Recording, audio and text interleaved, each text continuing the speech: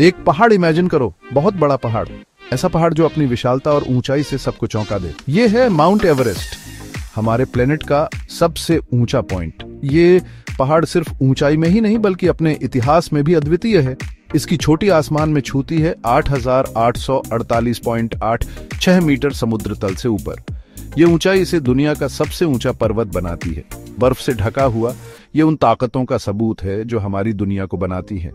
ये बर्फ और बर्फीली हवाएं इसे और भी रहस्यमय बनाती हैं। पर कभी सोचा है कि ये पहाड़ कैसे बना? ये विशालता और ऊंचाई कैसे प्राप्त की? इतनी ऊंचाई तक कैसे पहुंचा?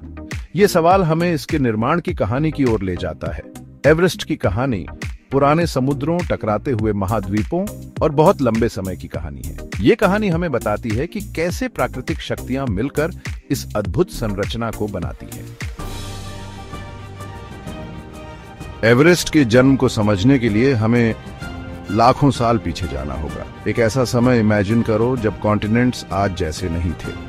सारे मिलकर एक बहुत बड़े जमीन के टुकड़े में जुड़े हुए थे। लाखों सालों में ये सुपर कॉन्टिनेंट, जिसे पैंजिया कहते हैं, धीरे धीरे टूट गया। धरती के अंदर की ताकतों से धरती की परत के बड़े बड़े टुकड़े, जिन्हें टेक्टोनिक प्लेट्स कहते हैं, अलग होने लगे। इन प्लेट्स में से एक, जिस पर इंडिया था, वो नॉर्थ की तरफ जाने लगा। यह प्रक्रिया लाखों सालों तक चलती रही और इसने हमारे ग्रह के भूगोल को पूरी तरह से बदल दिया।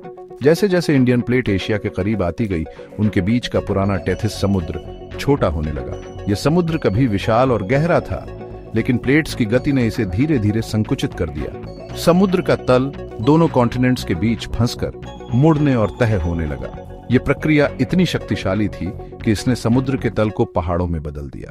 इस पुराने समुद्र का सबूत एवरेस्ट की ढलानों पर मिलता है। यहाँ पर हमें उन जीवों के अवशेष मिलते हैं जो कभी टेथिस समुद्र में रहते थे। समुद्री फॉसिल्स, टेथिस समुद्र में रहने वाले जीवों के अवशेष अब समुद्र तल से हजारों मीटर ऊपर चट्टानों में मिले हैं। यह अविश्वसनीय है कि ये जीव कभी समुद्र की गहराइयों में रहते थे और अब ये हिमालय की ऊंचाइयों पर पाए जाते हैं। ये फॉसिल्स उन ताकतों की याद दिलाते हैं जिन्होंने हमारी धरती को बनाया है। ये हमें बताते हैं कि कैसे समय के साथ भूगर्भीय प्रक्रियाओं ने हमारे ग्रह के चेहरे को बदल दिया है, और यह भी कि हमारी धरती कितनी पुरानी और जटिल है। सेक्शन 4 एवरेस्ट BRH आ रहा है। इंडिया और एशिया का टकराव आज भी जारी है, बहुत धीरे धीरे। इस टकराव से हिमालय और माउंट एवरेस्ट ऊपर की तरफ उठ रहे हैं। साइंटिस्ट्स का मानना है कि एवरेस्ट हर साल लगभग आधा सेंटीमीटर बढ़ता है। ये ज्यादा नहीं लगता, लेकिन लाखों सालों में इससे धरती की सबसे ऊंची पर्वत श्रृंखला बनी है। सेक्शन 5 सपनों का पहाड़। आज माउंट एवरेस्ट इंसानी कोशिशों और कुदरत की ताकत का प्रतीक है। यह पर्वत, जो दुनिया का सबसे ऊंचा शिखर है, हर साल हजारों पर्वतारोहियों को अपनी ओर आकर्षित करता है। इसकी ऊंचाई और कठिनाई के कारण यह एक ऐसा स्थान बन गया है जहां लोग अपनी सीमाओं को परखते हैं और अपने सपनों को साकार करने की कोशिश करते हैं। पर्वतारोहियों के लिए यह सबसे बड़ी चुनौती है, धरती के सबसे कठिन माहौल में खुद को परखने का मौका। यहाँ की कठोर परिस्थितियां, बर्फीली हवाएं और ऑक्सीजन की कमी हर कदम पर एक नई चुनौती पेश करती है। लेकिन यही कठिनाइयां इसे और भी रोमांचक बनाती हैं। लेकिन एवरेस्ट सिर्फ एक पहाड़ नहीं है, ये एक प्रतीक है, एक प्रेरणा है और एक कहानी है।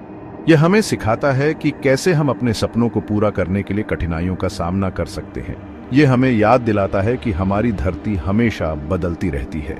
यहाँ का मौसम पल पल बदलता है और हर बदलाव हमें प्रकृति की अनिश्चितता और उसकी शक्ति का एहसास कराता है। इसकी कहानी भूगर्भीय ताकतों और हमारे ग्रह के इतिहास को दिखाती है। यह पर्वत लाखों सालों की भूगर्भीय गतिविधियों का परिणाम है, जो हमें हमारे ग्रह की उत्पत्ति और विकास की कहानी बताता है। तो अगली बार जब आप माउंट एवरेस्ट की तस्वीर देखें, तो उस सफर के बारे में सोचिएगा जिससे ये इतनी ऊंचाई तक पहुंचा। यह सिर्फ एक पर्वत नहीं, बल्कि एक प्रेरणा है जो हमें हमारे सपनों को पूरा करने के लिए प्रेरित करता है।